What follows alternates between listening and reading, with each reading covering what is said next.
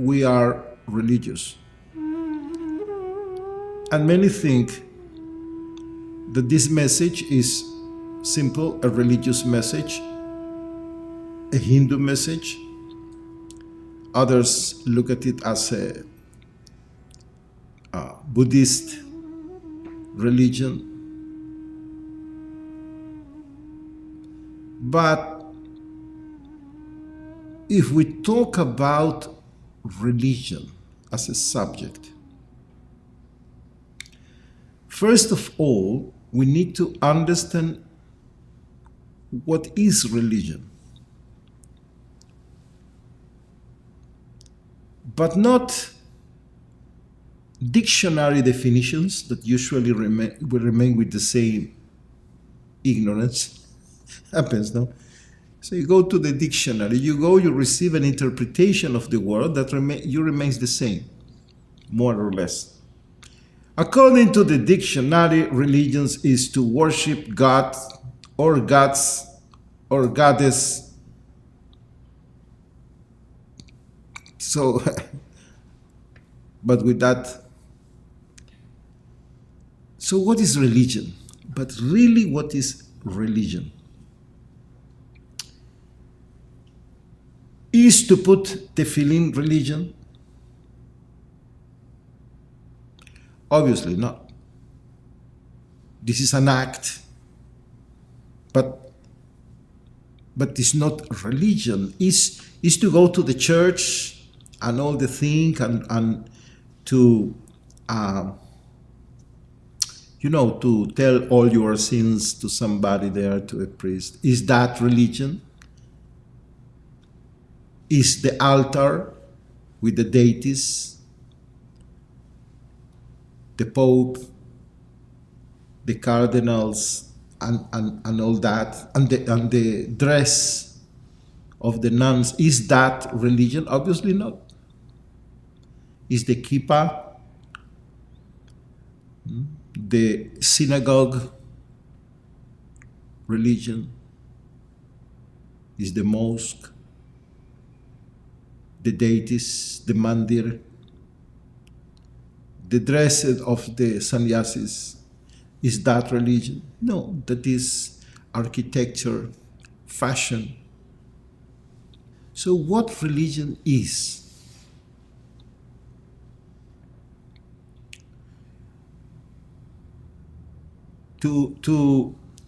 Usually to understand a subject, questions are important. That is the reason we begin by putting a question to understand the subject.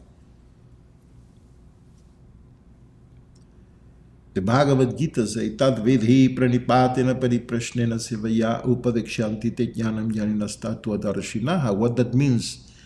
There are two activities for a disciple: questioning and serving, if you want to know the truth. If we have some aspiration for truth, for reality, questioning and service. So questioning is essential, because if we want to know, we need to investigate, to look for, explore. But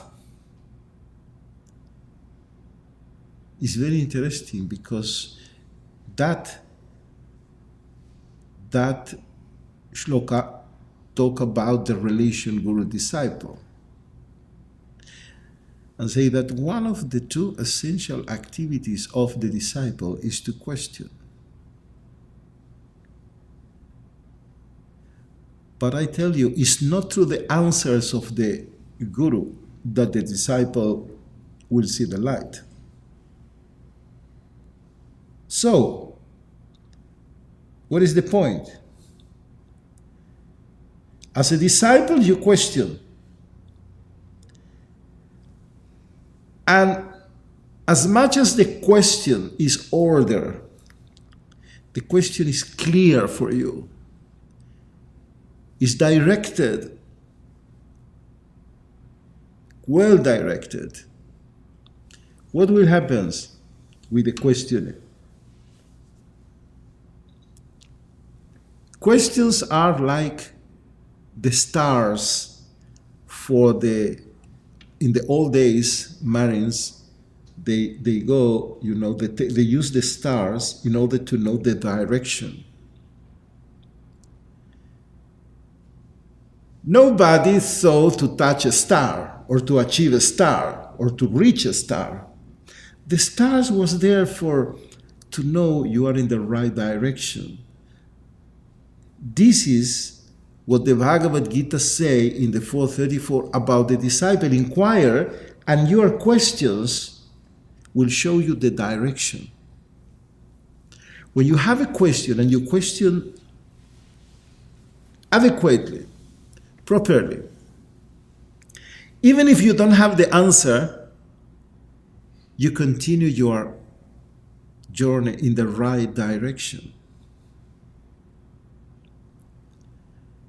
And when you question about religion, things begins to be slowly more and more clear.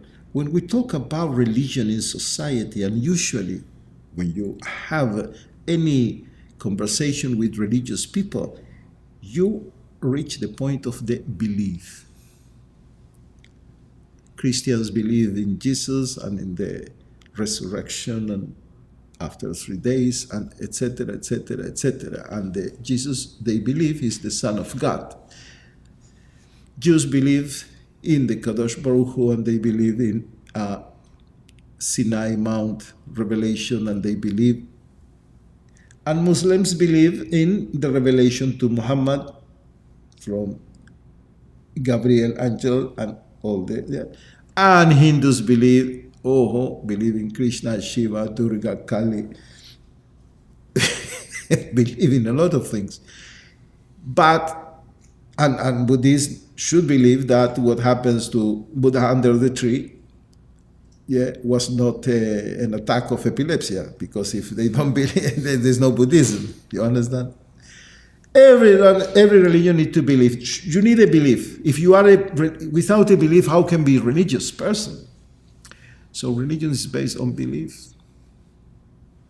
And when you believe, you begin to live a life of a believer. Means from the moment you wake up in the morning, you say Om Namah Shivaya, or you say Modéani Lefanecha, or you say Jesus in the name of the Father, or you begin from the wake up, Hare Krishna, and you continue all the day to do activities and other activities and other activities and activities all the day until you go to sleep. But all and every one of those activities receive the value and the meaning from your belief.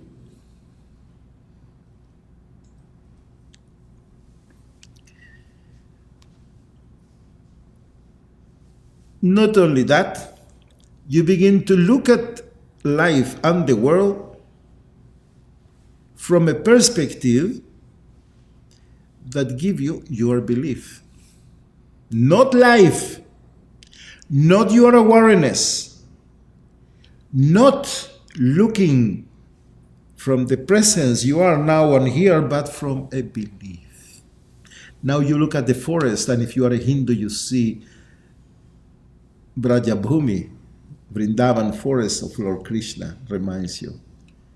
And if you are Jewish, you see the forest of Rabbi Nachman from Breslev, from Europe, or the Baal Shem Tov. And if you are a Muslim, and if you are a Buddhist, in certain way, you totally, this belief disconnect you from life. And more than that, this belief slowly take the place of knowing. Because you can believe only in what you don't see. Belief appears only when you don't see. Not only when you don't know, when you don't see. When you don't see means when you don't look. When you don't look means when you are unaware. Only then belief take the place. And then you don't need to try or to make any effort to see. To what? You believe. Instead to make efforts to see or to look, you make efforts to make stronger your belief. Stronger your belief, you can be blind. You can live as a blind person without problems. You can be blind, you can not know, you cannot see, and feel that everything is absolutely okay. Because you believe. Belief becomes even a virtue.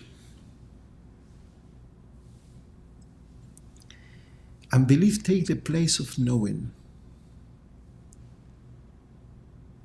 Your actions will receive the value and the significance from your belief, That means something terrible. Your actions will not be connected, will not receive the meaning, will not receive the value from life. If you walk in the forest and touch a tree and feel the grass on your legs, from where the value, the significance come? From your presence now and here, from your awareness, from your sensibility, from life. You will look at the moon and the stars. You will talk with somebody and will look in the eyes deep, will understand the words of somebody, will touch your heart. But the value of all these activities, the significance come from being alive, from being present, aware, looking. You will believe. Shraddha. But as a question, emunah, as a question of emun, of truth. You will believe in yourself, you will believe in others, in the potential of others. You will trust, but not believe in the sense of many religious organizations want to deviate you.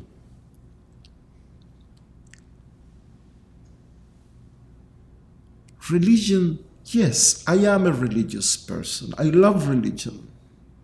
My disciples are religious people. But religion in the sense of religare, reconnect. Reconnect to what? To the whole, to existence, to life.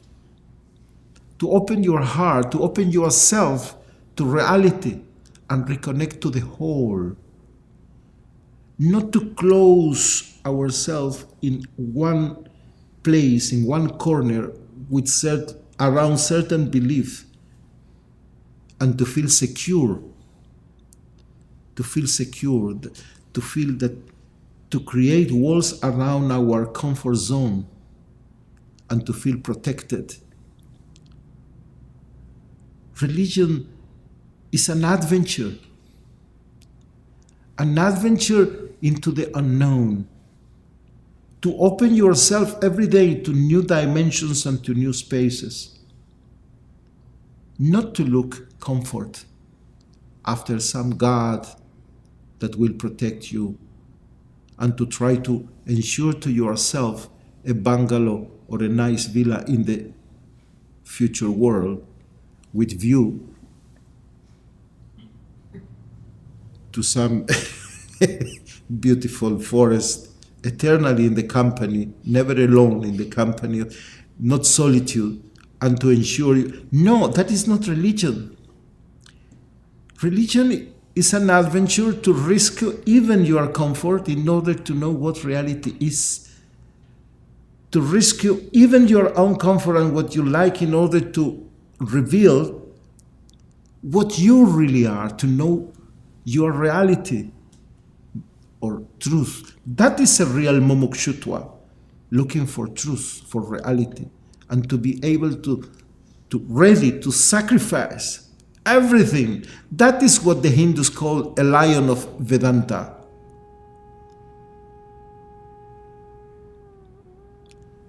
Not look after security and comfort, but to be ready to sacrifice any comfort and security in order to realize what is your real nature, what you really are. Because without knowing who am I, how I can be happy, how I can love, how I can live if I don't know who or what I am.